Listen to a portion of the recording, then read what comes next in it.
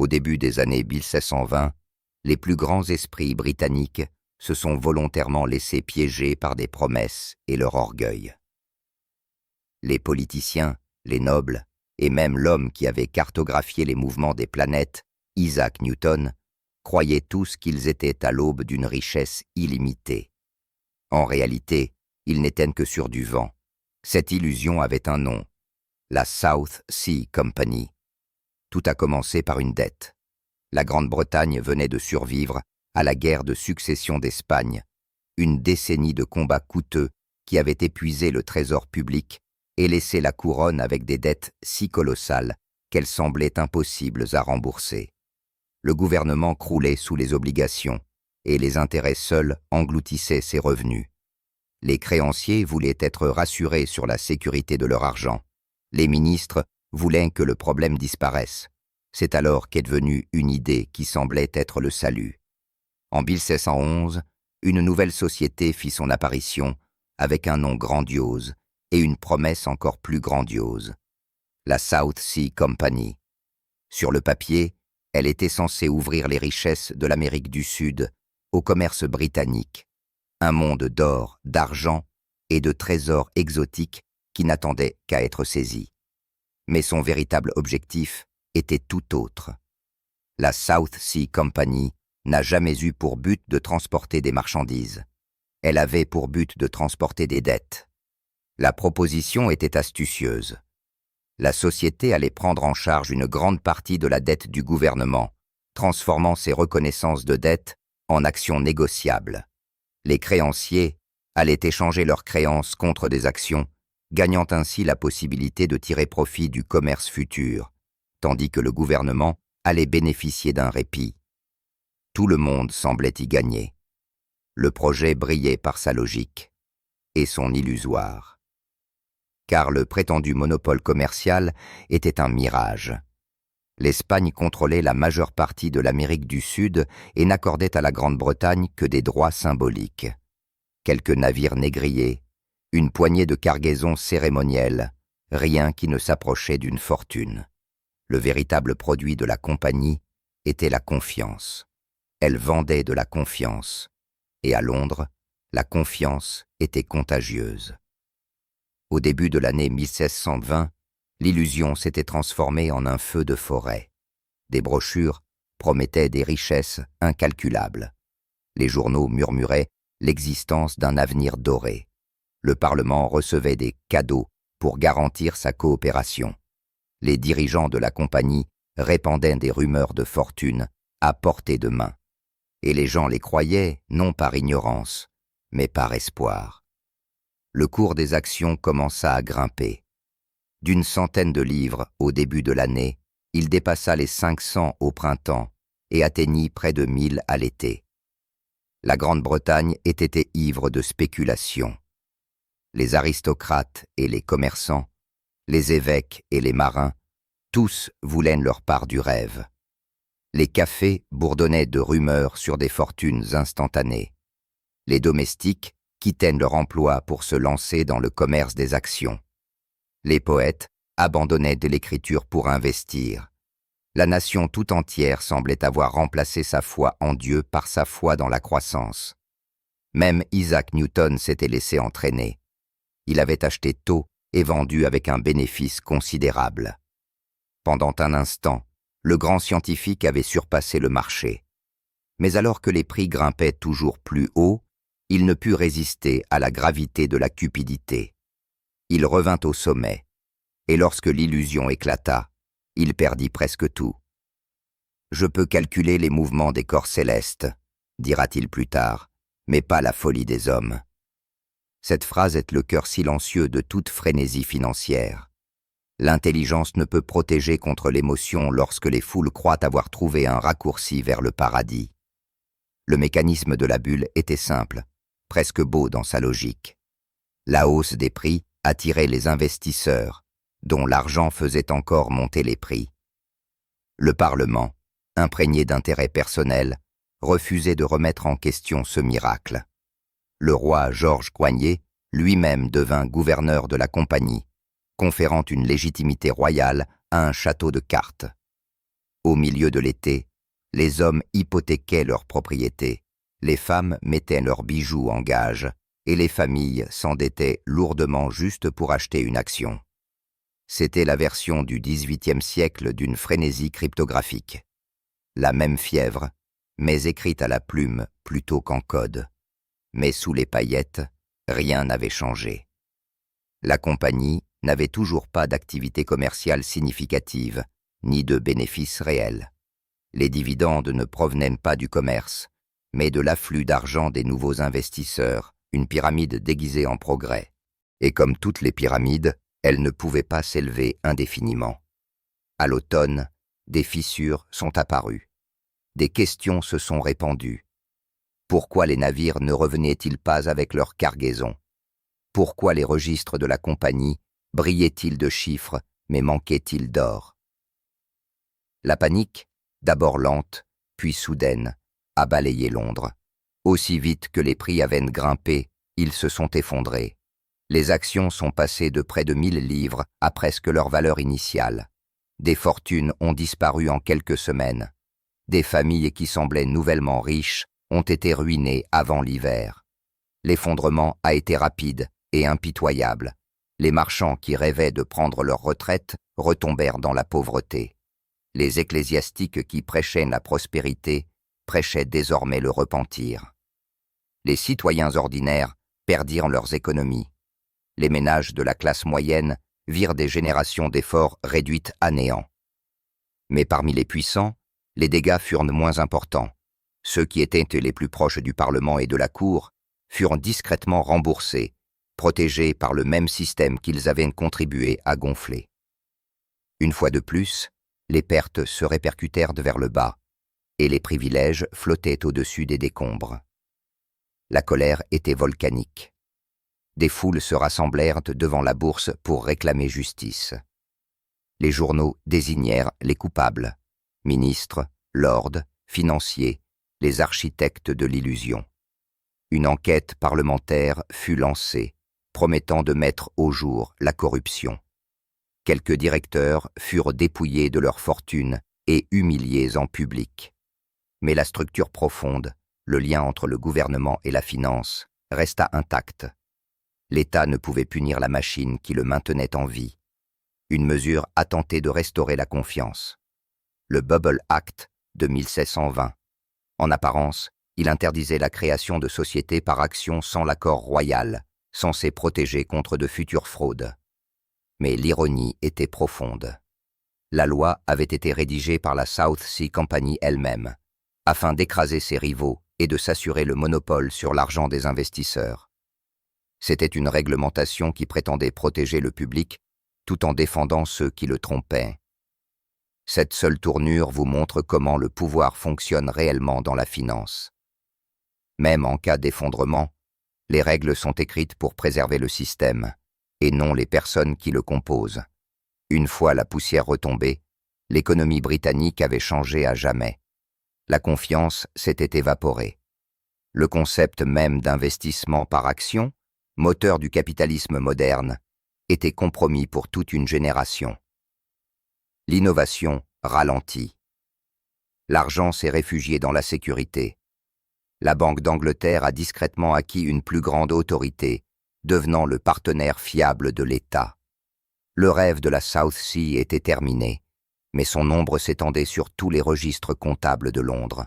La bulle de la South Sea n'a pas pris fin avec l'effondrement de son action. Elle a perduré, dans les mémoires, dans la loi, dans le cœur prudent des investisseurs. La confiance de la Grande-Bretagne dans la spéculation s'était effritée, mais la machine elle-même a survécu. Les dettes sont restées. Le réseau politique qui avait donné naissance à l'illusion est resté intact. Le système avait simplement appris à cacher ses rouages de manière plus habile. Pendant des décennies, cet événement a été murmuré comme une malédiction. Les familles ruinées par celui-ci refusaient de prononcer le nom de la compagnie. Les écrivains l'utilisaient comme une fable morale, la cupidité punie par une justice poétique. Mais les financiers l'étudiaient pour une raison différente. Ils n'y voyaient pas un désastre à éviter, mais une méthode à perfectionner. La bulle de la South Sea Company avait montré que l'argent et le pouvoir pouvaient collaborer pour créer de la valeur à partir de rien, et persuader même les esprits les plus avisés de défendre ce mensonge. C'était là le véritable héritage de 1620, un plan directeur. Le mécanisme allait être réutilisé, chaque fois sous une nouvelle apparence. Les siècles passèrent, des empires se levèrent et disparurent, mais le schéma, promesse, engouement, effondrement, protection des puissants, se répétait avec une précision d'horloge. Prenons par exemple la fin des années 1990, l'ère des écrans lumineux et des rêves numériques. Le boom des dot-com parlait le même langage que la South Sea Company. Un monde nouveau, un commerce sans limite, des opportunités infinies. Des entreprises sans bénéfices et sans produits étaient évaluées à des milliards, car l'histoire semblait trop belle pour être remise en question. L'idée suffisait, la réalité pouvait attendre. Les investisseurs, non seulement des amateurs, mais aussi de grands fonds, des universités et des banques, affluèrent. Les graphiques grimpèrent. Les présentateurs de télévision remplacèrent les pamphlétaires des cafés londoniens, murmurant qu'une nouvelle économie était née. « Entrez dans le jeu », disait-il, avant d'être laissé pour compte. C'était la même mélodie qui avait été jouée 3 siècles plus tôt, mais avec un tempo plus rapide et des lumières plus vives. Puis la mélodie s'est arrêtée. Lorsque la bulle a éclaté, des milliers de milliards de richesses papier se sont évaporées. Les start-up se sont effondrées. Les fonds de pension ont fondu. Mais comme auparavant, les institutions d'élite, celles qui étaient les plus proches de la source de crédit, ont résisté. Elles ont été touchées, mais pas détruites. Ce sont les petits investisseurs qui ont supporté le poids de la chute. 8 ans plus tard, un autre refrain a commencé, cette fois-ci basé sur la brique et l'hypothèque. La bulle immobilière de 2008 a répété presque à la perfection la formule de la South Sea Company. Les hypothèques ont été regroupées, découpées et vendues, comme si elles étaient des joyaux sans risque. La logique semblait inébranlable.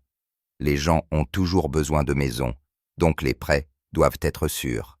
Les agences de notation, comme le Parlement dans les années 1620, ont béni le projet en lui accordant leur approbation officielle. Une fois de plus, les prix ont augmenté parce que les prix augmentaient. Une fois de plus, l'illusion s'est auto-alimentée jusqu'à ce qu'elle s'effondre. Lorsque la crise a éclaté, elle a été mondiale. Des millions de personnes ont perdu leur maison et leur emploi. Les gouvernements se sont empressés de sauver les banques, les déclarant trop grandes pour faire faillite. Le cycle s'est achevé. Les pertes ont été socialisées vers le bas, les privilèges préservés au sommet.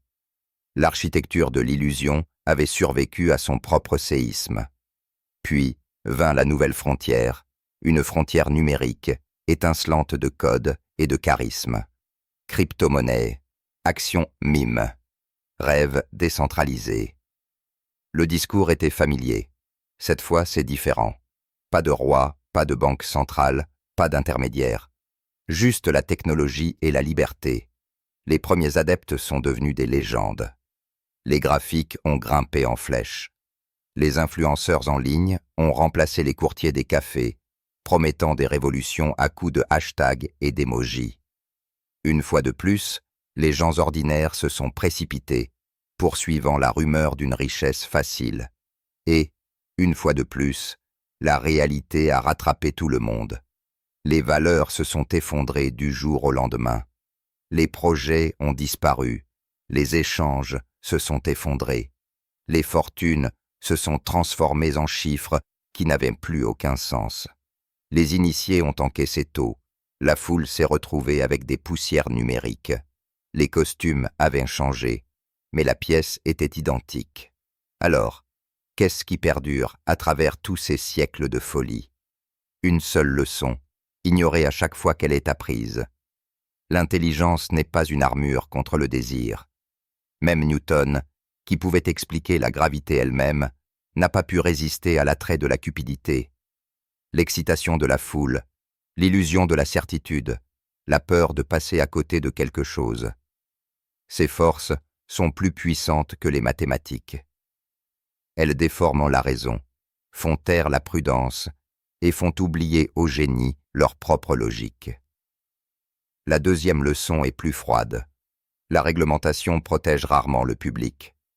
La loi sur les bulles de 1620 prétendait défendre les investisseurs, mais elle avait été rédigée pour défendre le système. Les lois modernes font souvent de même. Chaque nouvelle crise donne naissance à de nouveaux comités, à de nouveaux mots rassurants, mais les mêmes schémas réapparaissent toujours.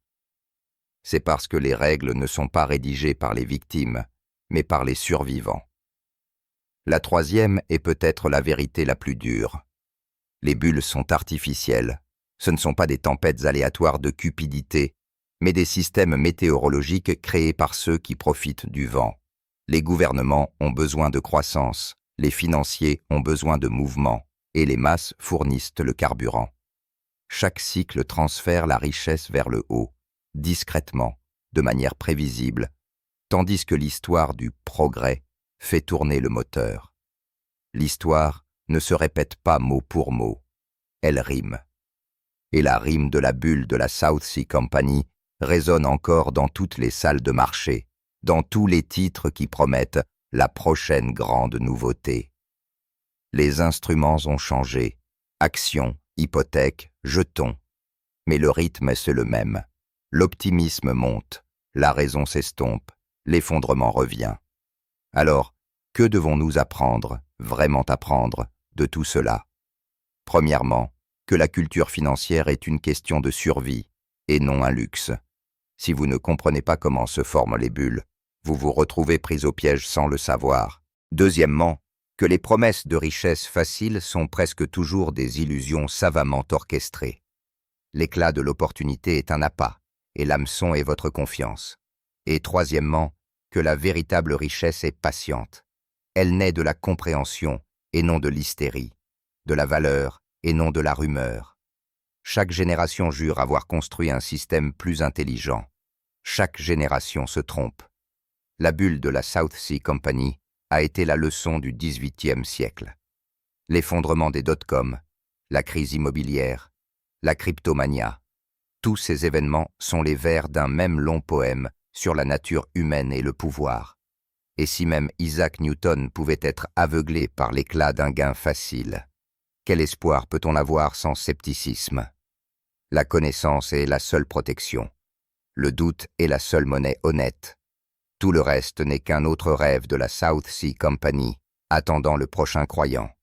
Si cette histoire vous a fait réfléchir, souvenez-vous-en la prochaine fois que la foule criera « Profit garanti ». L'histoire murmure toujours une vérité plus discrète. Rien ne monte éternellement.